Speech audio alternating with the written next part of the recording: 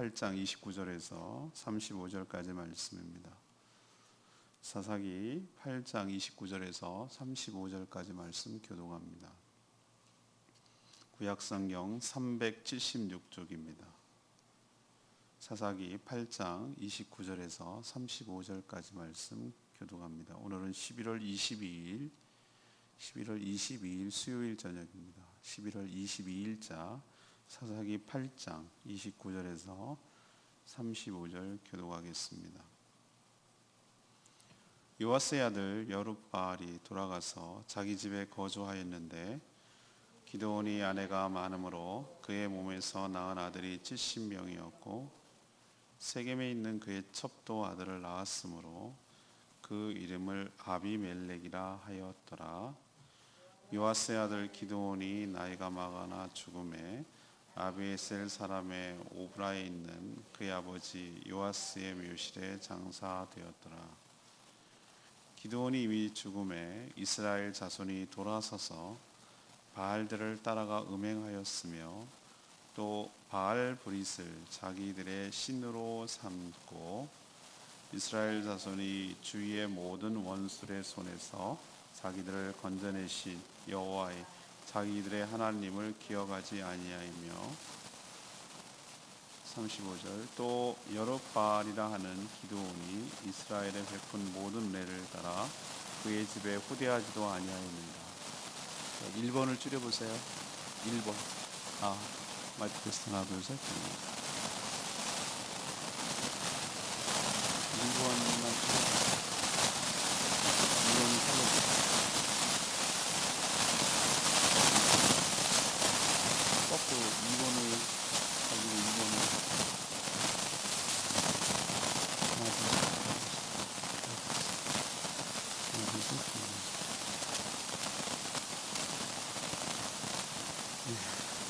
하나님 말씀을 계속 전하겠습니다.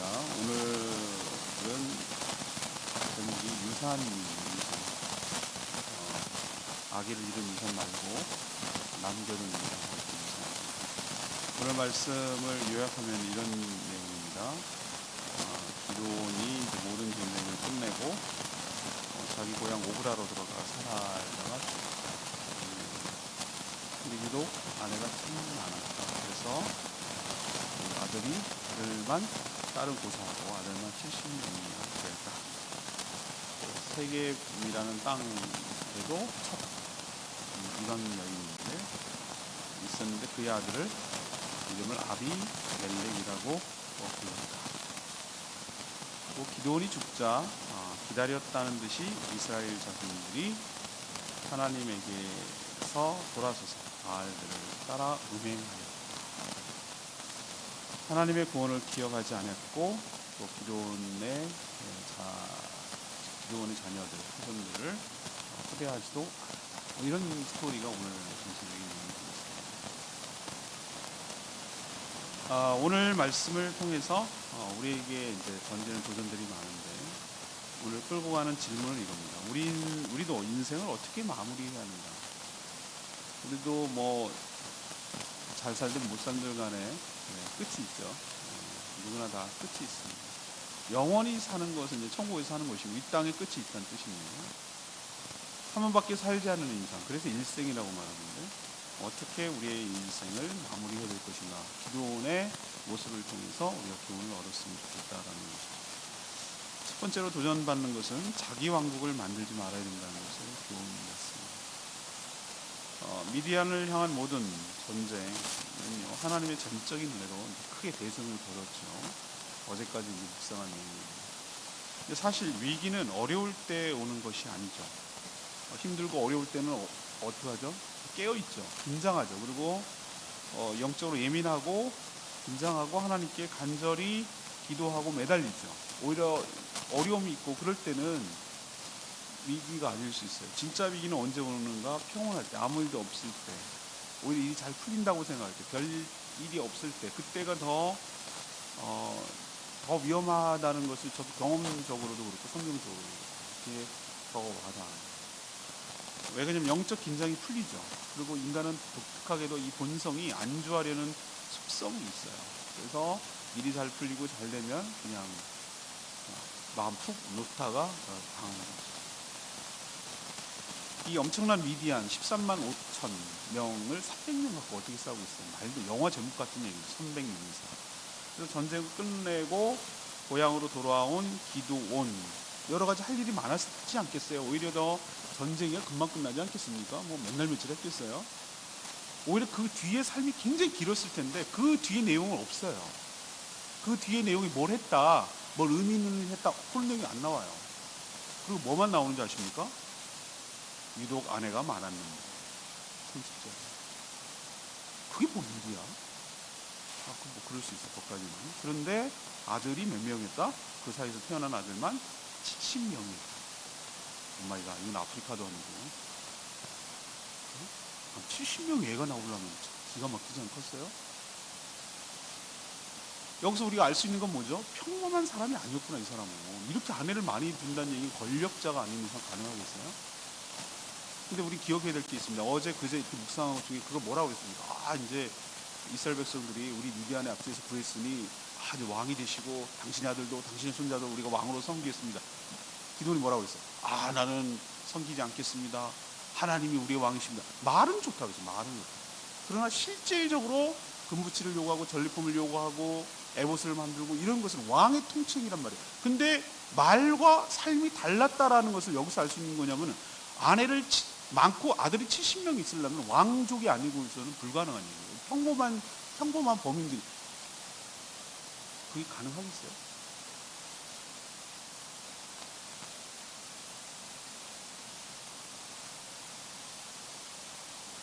근데 문제는 세겜에 31절에 세겜에 있는 첩이 있었어요.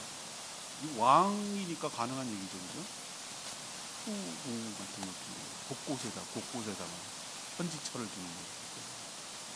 근데 세겜 여인은 문맥으로 보고 다음 이제 내일 묵상한 걸로 보면은 이 여자는 이스라엘 여인이 아니에요. 이방 여인. 세겜 땅, 그러니까 첩이라고 표현한 거예요. 첩이라고 표현했는데 그의 아들 이름이 뭐라고 얘기하고 있죠?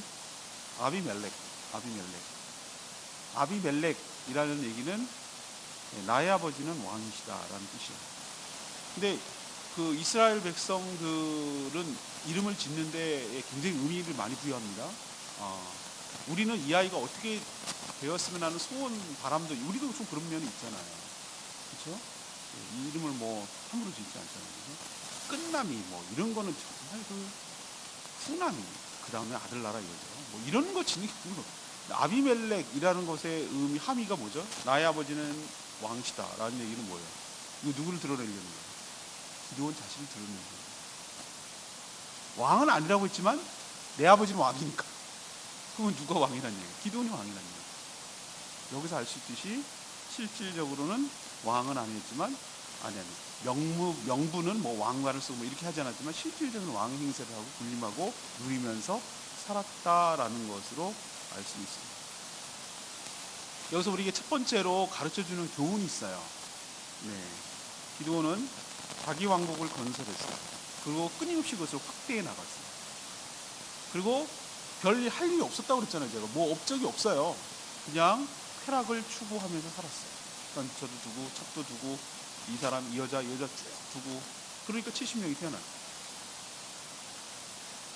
여기 안에는 자기 부인과 자기 부정이라는 게 없어요. 자기를 부인하는 삶이 없었어요. 자기 왕국을 건설하려는 것이죠. 제가 늘 말씀드립니다만, 사람은 안주하려는 속성이 있어요. 저 하늘을 대비하지 않냐고 영원한 삶을 준비하지 않으면 항상 모든 사람은 어느 누구든지 다 이 땅에 자기 왕국을 건설하려고 해요. 성을 쌓고 자기 왕국 내에 모든 것들을 다 구비해서 천국을 갈 필요가 없어요. 여기서 다 모든 것을, 이단들, 교주, 이만희 같은 교주들은 전부 다 그렇게 하는 거예요. 모든 이 사이비 이단들의 교주는 다 자기 왕국을 건설하는 거예요. 교주만 그렇습니까? 모든 대기업들 보세요. 자기 왕국을 건설해요. 권력을 잡은 사람들 특징이 뭐예요? 자기 왕국을 건설해요. 대표적으로 저 북쪽에 사시는 분, 대표적으로 자기 왕국을 건설해요. 자기 마음대로. 하나님 필요 없어. 자기가 하나님인데, 자기 마음대로 하고 싶은데. 그러니까 이 땅이 너무 좋은 거야. 이대로 쭉. 나만 그러면 너무 억울해. 그러니까 나 죽은 다음에 아들도 쭉, 대대손손이 쭉, 이거거든요. 그러면 반드시 인간은 선하지 못하기 때문에, 하나님이 아니기 때문에 반드시 부패한다고. 자기 왕국을 건설하려는 자는 반드시 부패하게 됩니다. 반드시 썩게 됩니다. 기드온 처음에 얼마나 잘 나갔습니까? 그 연약 트리플 A라고 말씀드렸죠. 그렇게 소심한 사람을 하나님께서 불러서 미디안과 싸우는 13만 5천 명이라는 거대 군사들과 싸우는 대단한 용사로 하나님께 쓰임 받았을 때만 해도 얼마나 참 뛰어났습니까? 근데 보십시오, 이 말년을 보십시오. 최미 목사님 며칠 전에 와가지고 설교할 때 제목 기억나십니까? 기억 안 나시죠, 그죠? 지난주도 기억이 안 납니다. 네, 감사해요. 저는 그래서 늘 해도 또 생선하고 또 하고 그래서 여러분이 다 기억하고 그러면 저 얼마나 힘들게요. 근데 주일날 당당하게 또 하는 이유는, 처음인 것처럼 하는 이유는 못 기억할 걸 확신하니까. 네. 지난주 설교 제목 모를걸요? 하긴 저도 기억 못해. 다음 게 중요하기 때문에 저는 막 지나가게. 최영님 선생님 와서 그랬잖아요. 끝이 좋은 신앙생활 얘기했잖아요. 사람은 뭐가 좋아야 된다? 시작보다 끝이 좋아야 돼. 끝이 좋으면 그래도 잘 끝나는 거야. 그동안 엉망으로 살았으나 회심하고 아름답게 끝을 맺었습니다. 이게 좋지. 물론 처음도 좋았고 나중도 좋고 이거 최고고. 근데 안 좋은 케이스, 처음에는 너무너무 잘 나갔으나 끝이 망가졌어요. 이거는 기드온에게서 배워야 될 건 뭐냐? 자기 왕국, 자기 부인을, 자기는 속성이 그렇답니다. 우리 속성은 끊임없이 돈을, 끝이 없어요. 여러분 얼마만큼 있으면 여러분 돈에 만족하실 거예요. 얼마만큼 권력을 가지면 여러분 만족하실 거예요. 얼마만큼 좋은 집에 살면 여러분 만족하실 거예요. 없다니까요. 끝이 없다니까요. 모든 걸 다 갖춰도 불안한 게 인생이에요. 왜? 하나님이 우리의 주권자 되시고 하나님이 우리의 보호자 되신다는 것이 믿어지지 않은 사람은 인간적으로 무엇을 다 갖춰놔도 불안 속에 살 수밖에 없어요. 처음부터 시도를, 방향을 잘못 잡았다. 우리는 그런 속성을 깨닫고 늘 그렇게 살아가려는 나의 그 욕망을 깨닫고 그런 존재임을 기억하고 늘 자기를 부인하고 그렇게 살아가려는, 내 끌어올리는 내 욕망을 매일매일 십자가 앞에 내려놓고 십자가에 못 박고 나는 예수와 함께 죽었음을 시인하고 내 안에 예수 그리스도께서 사는 것임을 늘 기억하고 늘 자기를 포기하고 자기를 부인하고 자기를 희생하고 자기를 내려놓고 자기를 죽이는 작업을 하지 않으면 기드온 꼴 난다 라는 것을 우리에게 가르쳐주고 있는 줄로 믿습니다. 얘기 안 하려고 해도 얘기 안 할 수 없는 책은 지금 저 문제 해결 안 하면 기독교 다 죽어요. 나 명성교회 보면서는 기가 막혀요. 자기 교회는 살지 모르겠지. 자기 왕국은 계속 유지될지 모르겠지. 그러나 자기 하나로 위해서 기독교 자체가 죽는다니까. 그걸 몰라요. 근데 놓치고 싶지 않아요. 놓고 싶지 않아요. 그게 바로 처음은 좋게 시작했으나 끝이 저렇게 돼요. 기도는 처음은 좋게 시작했으나 끝이 이렇게 돼요. 우리 이 교훈을 삼고 기드온의 전철을 밟아가지 않는, 자기 왕국을 건설해 가지 않는, 여기서 내어놓고 예수님의 비유대로 천국에다가 보화를 쌓고 살아가는, 썩고 부패하고 없어지고 불태워지고 망가질 이 땅에다가 보화를 쌓지 말고, 왕국에 쌓지 말고 영원히 썩지도 않고 훔쳐가지도 않고 녹슬지도 않는 천국의 보화를, 천국에도 통할 가치를 쌓고 살아가는 복된 인생 되기를 축복합니다.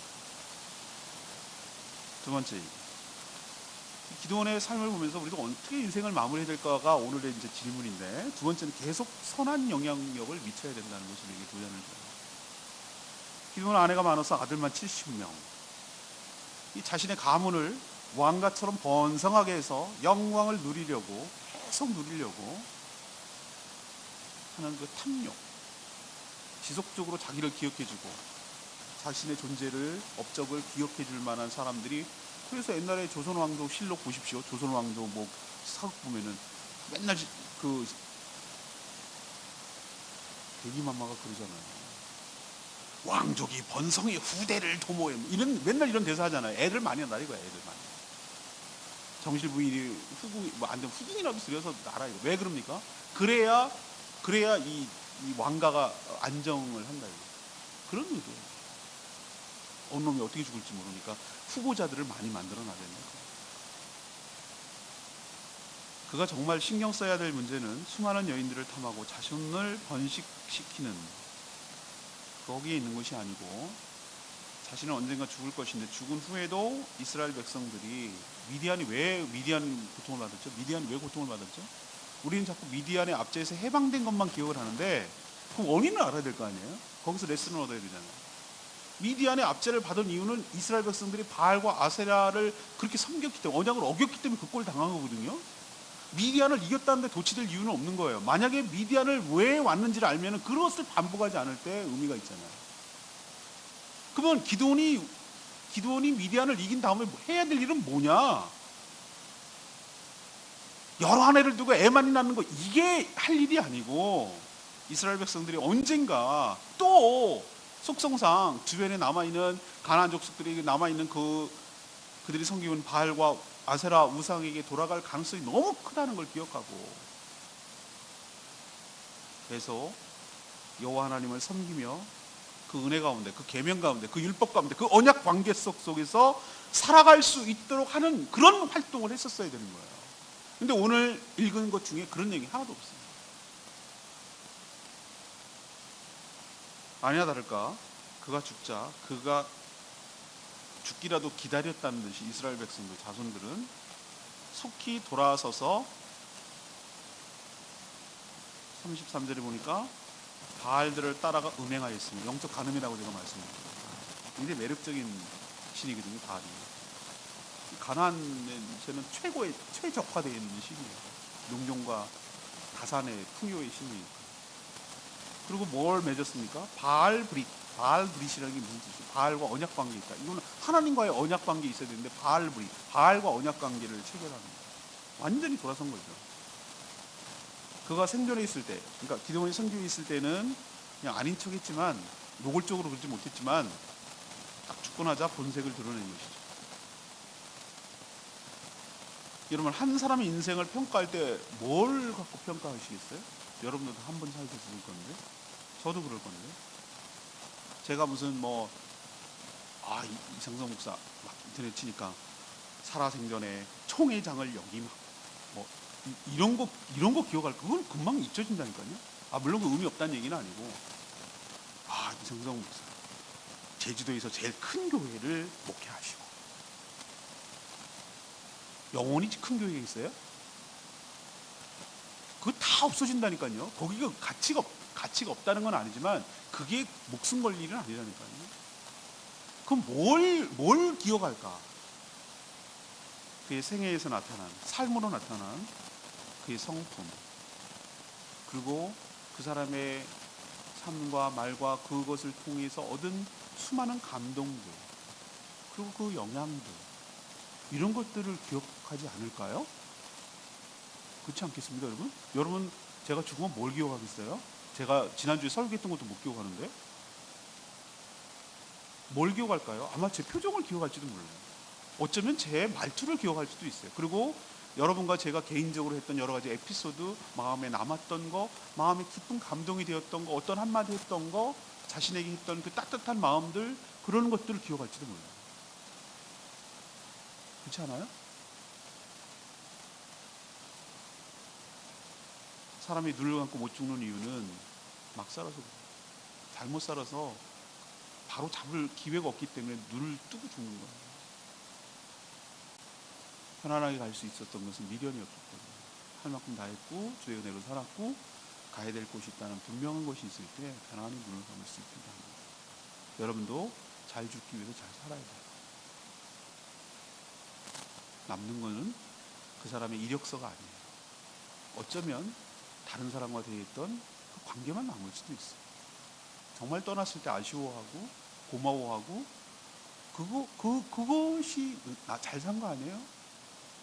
정말 작은 사람에게, 예수님 표현대로 할까요? 소자 한 그릇 하나에게 냉수 한 그릇이라도 대하는 그 친절함과 따뜻함이 남지 않을까요? 그게 천국의 보화를 쌓는 거 아닐까요?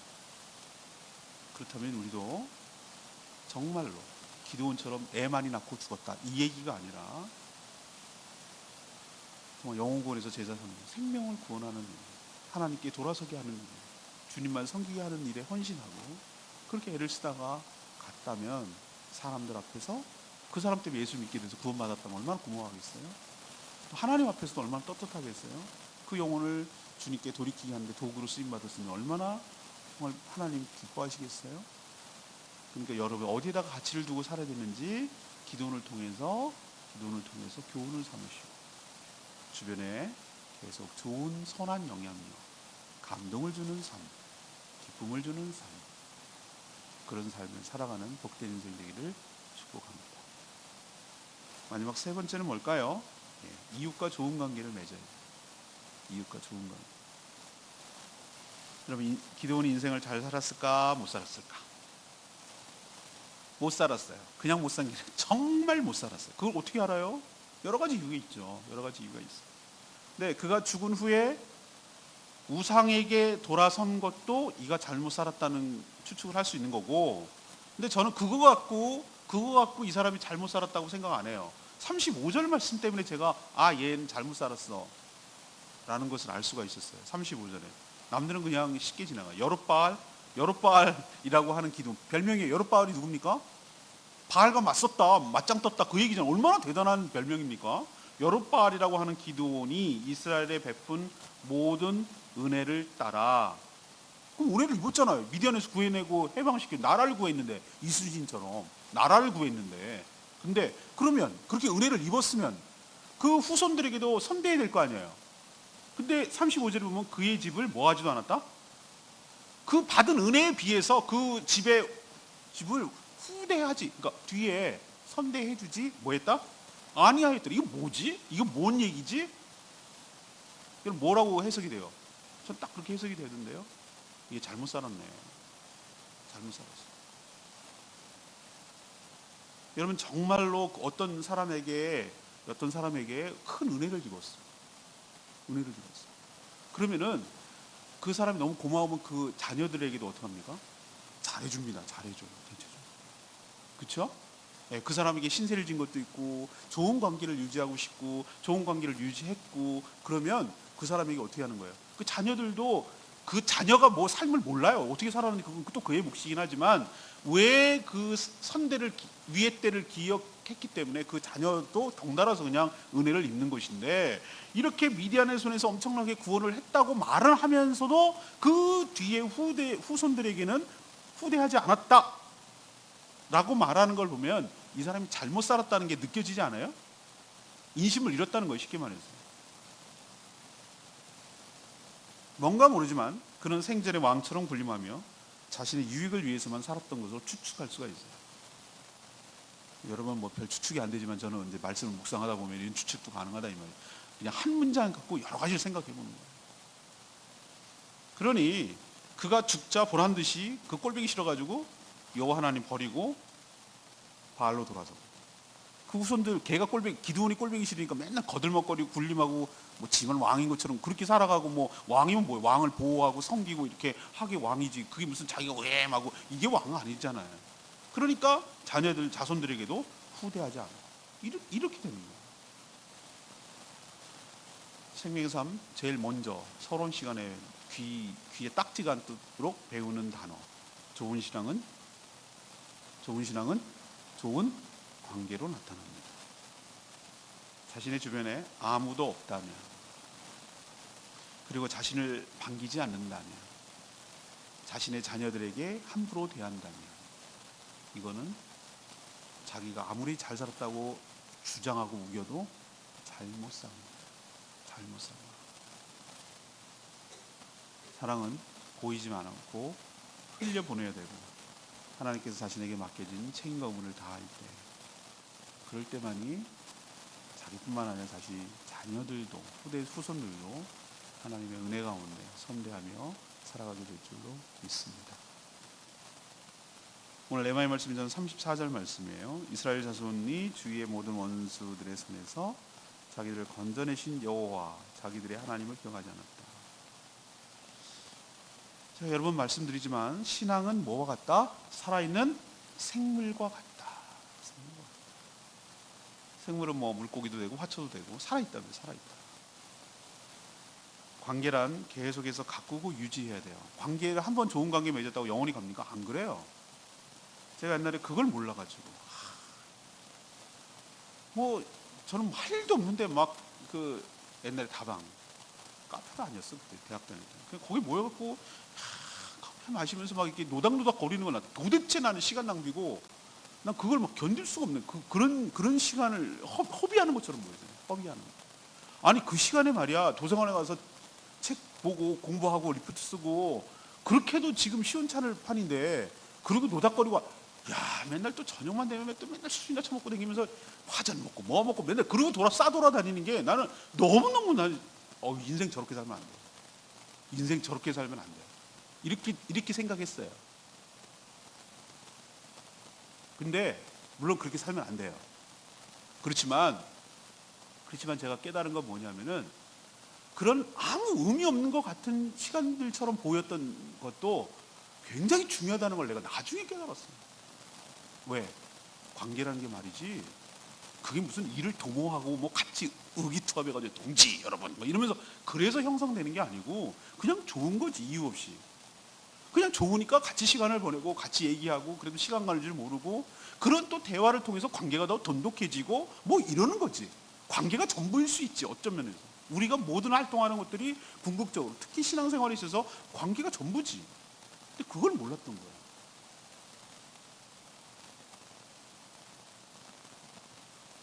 관계 신앙생활 라이센스가 아니에요. 자격증 따는 거 아니에요. 한 번 구원받으면 땡? 그게 구원파예요. 2단.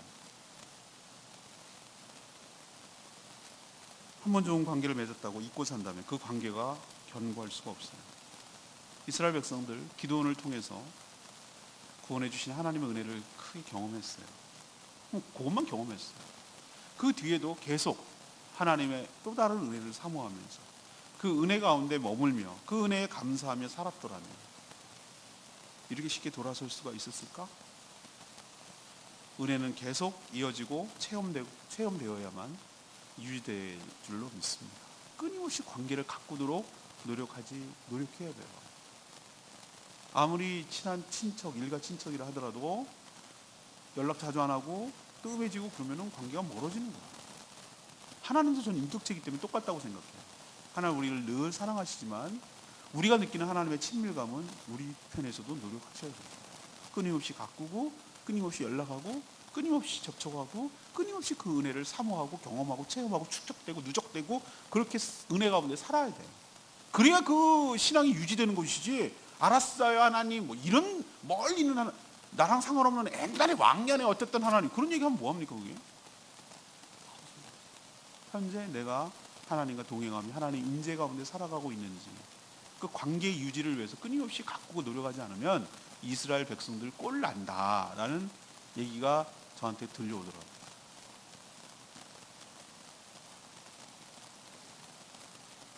은혜 한 번 받았다고 우려먹지 마시고 끊임없이 새로운 샘물이 쏟아나듯이 새로운 은혜를 체험하고 경험할 수 있도록 여러분 하나님과의 관계를 계속 가꾸시는 여러분 되시기를 바랍니다. 하나님과 접촉하는 방법, 하나님이 영이시기 때문에 우리가 접촉하듯이 그렇게 접촉할 수는 없잖아요. 하나님은 영이시니 예배하는 자가 신령과 그 얘기는 뭐예요? 하나님은 영이니까 거기 맞도록 대해야 된다 그 얘기잖아요. 그럼 하나님이 영인데 우리가 뭘 갖고 하나님 친해지겠어요? 영이신 부분에게 기도지. 기도하면 대화가 되는 거지. 그럼 그분의 얘기를 들어야 될 텐데 주여 들어야죠. 하나님 말씀으로 잘 써 있어요. 하나님 뭘 굳이 뭐 들으려고 그러지 마요. 하나님께서 말씀으로 얘기할 때가 훨씬 더 많더라니까요. 제가 경험해 보면은 뚜렷해요. 하나님의 말씀은 계시인 줄로 압니다. 그 말씀을 통해서 정확하게 우리 상황에 맞도록 얘기를 해주세요. 안 들으려고 하니까 못 듣는 거지. 또 주의 종을 통해서 누구 들으라고 한 건 아닌데 꼭 자기 얘기하는 것 같아. 그 얘기는 잘 새겨 들으세요. 그 얘기는 하나님께서 여러분과 대화하고 싶어 하는 거예요. 그런 걸 통해서 하나님과 관계를 가꿔야지. 그러면 하나님 알았어요. 그렇게 할게요. 이렇게 하나님께서 나한테 얘기를 했다면 거기에 맞춰서 응대하고 거기에 맞춰서 생활하고 이런 뭔가가 교감이 있어야 하나님과의 관계가 깊어지지 않겠습니까? 그렇지 않아요? 인간 사이에서도 그럴지인데 몸도 멀어지면 마음도 멀어져요. 우리가 하나님과 자주 대화하지 않으면 하나님과 멀어지게 돼 있어요. 이건 너무나 자명한 사실이에요. 하나님 인격체이기 때문에 그래요. 그러니까 말씀의 자리, 기도의 자리, 정말 하나님과 그 교제하는 자리 놓치지 마시고 끊임없이 계속 결혼했으니까 맨날 남자들 하는 표현 있잖아요. 여자들도 마찬가지예요. 잡힌 고기엔 먹을 걸 안 준다나 뭐 미끼를 안 준다. 잡은 고기는 먹을 걸 안 준다 이거예요. 그러면 안 돼요. 그러면 진짜 놓치는 수가 있어.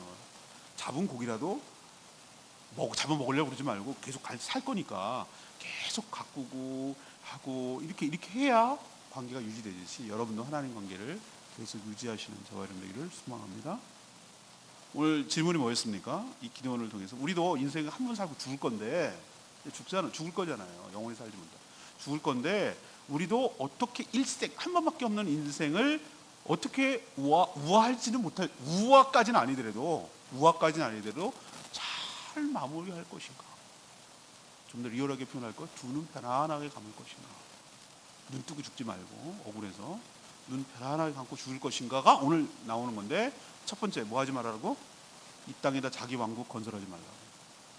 다 썩어지고 놓고 가야 되고 못 노니까 못 죽는 거예요. 눈 뜨고 죽어야 돼. 이걸 내가 어떻게 하나 싶어. 미련 없이 툭툭 털어버리고 갈 수 있도록 저기다 많이 쌓아두면 저기 빨리 가고 싶어요.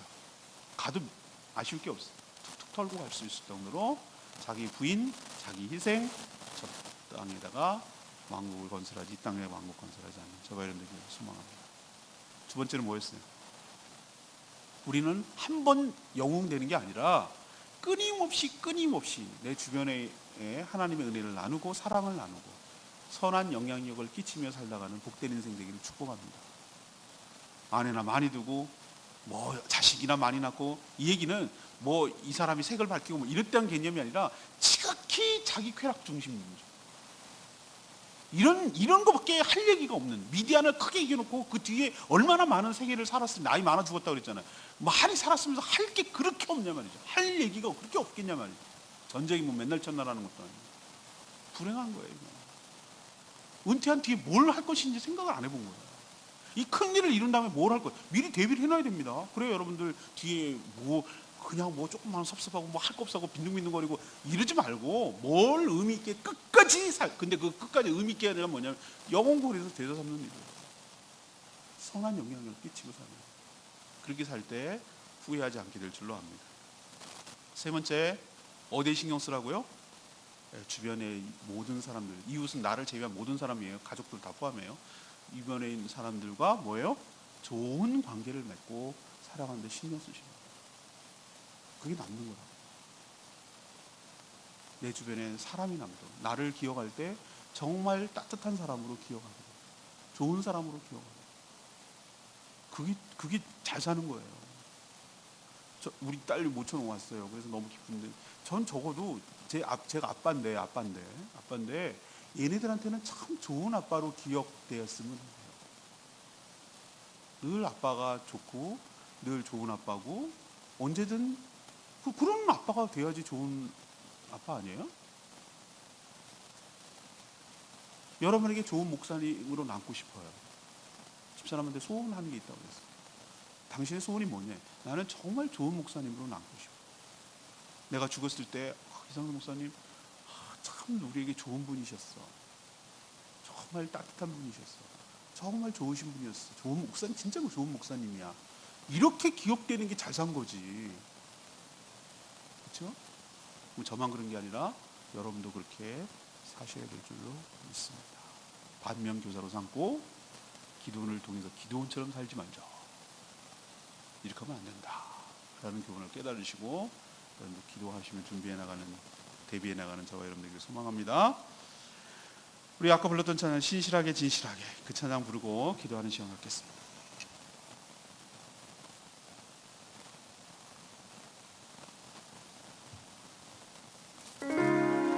663장입니다. 찬양지 663장. 신실하게 진실하게 거룩하게 살게 하여 주시옵소서. 하나님, 이것이 우리의 기도가 되기를 원합니다.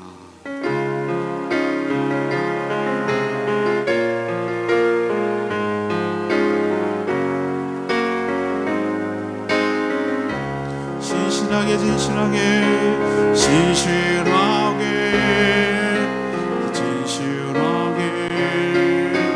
거룩하게 살게 하소서.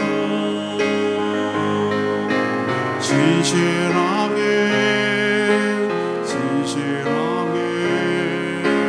거룩하게 살게 하소서.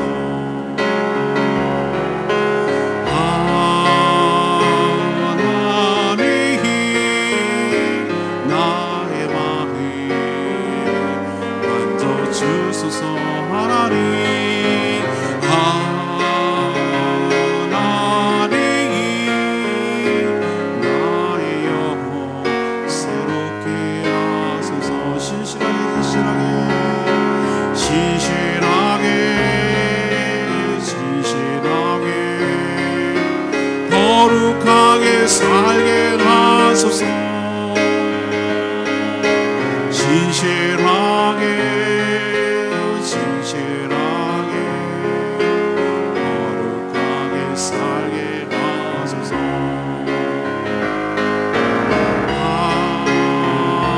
하나님이 나의 기도 들어주소서.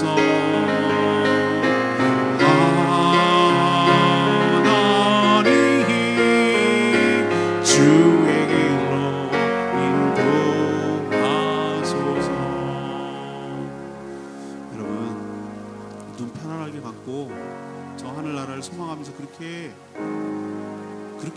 잘 죽어야 되지 않겠어요? 그러려면 잘 살아야 잘 죽지 않겠어요? 후회 없이 살아야 되지 않겠습니까? 눈 감고 죽어야죠. 눈 뜨고 죽지 말고. 그러려면 기도원 보면서 반면교사로 삼아야 돼요. 후회 남기지 않았으면 좋겠어요. 하나님, 자신을 부인하며 자기 왕국을 세우지 않게 하여 주시옵소서. 선한 영역을 끝까지 죽을 때까지 미치며 살다가는 복된 인생 되게 하여 주시옵소서. 그리고 나를 제외한 내 주변에 있는 모든 사람들과 좋은 관계를 유지하고 그 관계성 속에 살아가는 저희들 되게 하여 주시옵소서.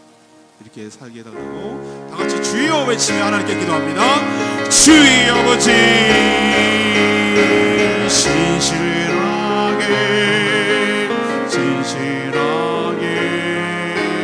거룩하게 살게 하소서. 진실하게 거룩하게 살게 하소서.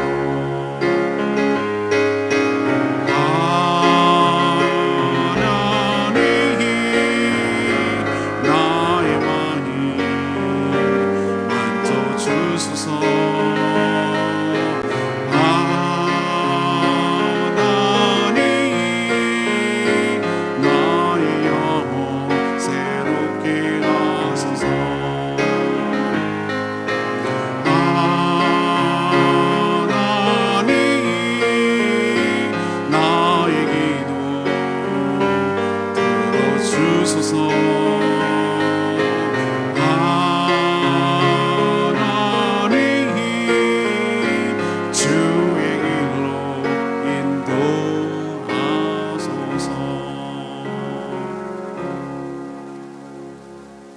하나님, 기도원의 모습을 보면서 우리도 한 번밖에 없는 일생을 어떻게 마쳐야 할지, 어떻게 죽어가야 할지 교훈을 얻습니다.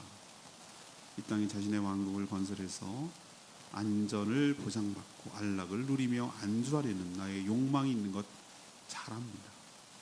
십자가에 못 박게 하여 주시옵소서. 그것이 진정 우리를 안전하게 보장하지도 못할 뿐만 아니라 그 쾌락이 영원할지 않을지도 있음을 기억하고 하늘과 보화를 쌓고 살아가는 저희들 되게 하여 주시옵소서.